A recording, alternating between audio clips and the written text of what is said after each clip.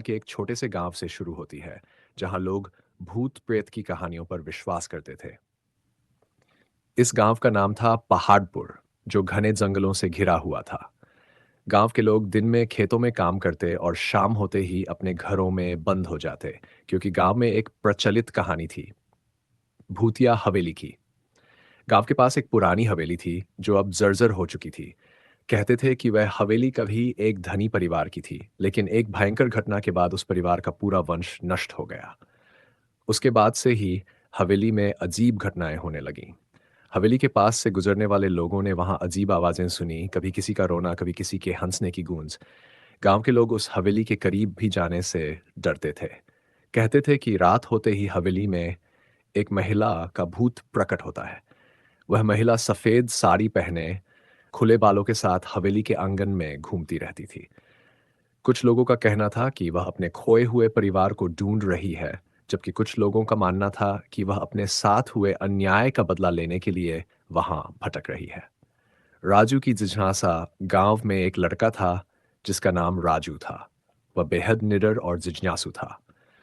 उसे भूत प्रेत की कहानियों पर बिल्कुल यकीन नहीं था और वह हमेशा इन बातों को अफवाह मानता था। एक दिन उसके दोस्तों ने उसे चुनौती दी कि अगर वह सच में इतना निडर है तो उसे हवेली में रात बिताकर दिखाना चाहिए। राजू ने चुनौती स्वीकार कर ली। वह आधी रात को अकेला ही हवेली की ओर निकल पड़ा। रास्ते में उसे घना जंगल पार करना था। चारों ओर सन्नाटा पसरा हुआ था। केवल झिंगुरों की आवाजें सुनाई दे रही थीं। लेकिन राजू ने बिना डरे कदम बढ़ाए और हवेली के दरवाजे पर पहुंच गया। हवेली के भीतर का डरावना माहौल। हवेली का दरवाजा लकड़ी का था और जब उसने उसे खोला तो दरवाजे की चरमराहट ने पूरे वातावरण को और भयानक बना दिया। अंदर घुप अंधेरा था। राजू ने अपनी टॉर्च चलाकर अंदर देखा। दीवारों पर मकड़ी के जाले थे और फर्श धूल से भरा हुआ था। चारों ओर खामोशी थी, मानो वर्षों से किसी ने यहां कदम न रखा हो। वह आगे बढ़ा और हवेली के आंगन में पहुंचा।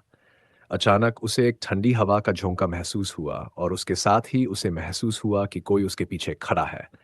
उसने मुड़कर देखा, लेकिन वहां कोई नहीं था। अब उसकी दिल की धड़कन तेज हो चुकी थी, लेकिन उसने अपने डर को नियंत्रित किया और आंगन के बीच में बैठ गया।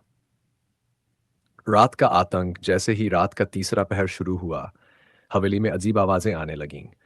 कभी किसी के कदमों की आहट सुनाई देती, तो कभी किसी के रोने की आवाज।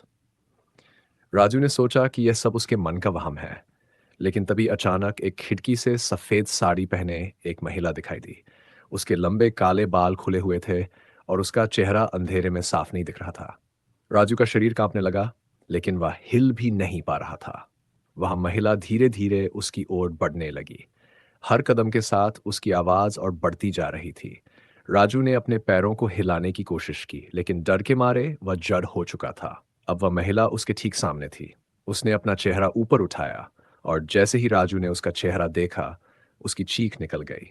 उस महिला का चेहरा विकृत था। उसकी आंखें लाल थी और उसके होंठों से खून टपक रहा था। उसने राजू की ओर हाथ बढ़ाया और उसके पास आते ही जोर से चीखी। उसी पल राजू का होश उड़ गया और वह बेहोश होकर जमीन पर गिर पड़ा। सुबह की रोशनी। सुबह जब गांव के लोग राजू को ढूंढने हवेली पहुंचे, तो उन्होंने उसे आंगन में बेहोश पाया। गांव के बुजुर्गों ने बताया कि वह बहुत भाग्यशाली है कि वह जिंदा वापस लौट आया। राजू ने जागने के बाद उस महिला के बारे में बताया और यह भी कि उसने जो देखा वह हकीकत था या केवल उसका भ्रम। इसका उसे आज तक पता नहीं चल पाया। उस घटना के बाद राजू ने कभी हवेली का रुख नहीं किया।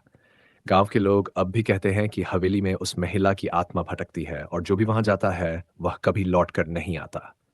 इस तरह भूतिया हवेली की कहानी गांव में और भी प्रसिद्ध हो गई और लोग अब भी उस हवेली से दूर ही रहते हैं, ताकि वे भी उस भूतिया महिला के शिकार न बन जाए। अगर आप सबको मेरी भूतिया कहानी अच्छी लगती हो, आप लोग मेरे चैनल को सब्सक्राइब करना मत भूलना। मिलता है आपको नेक्स्ट वीडियो में, तब तक के लिए बाय।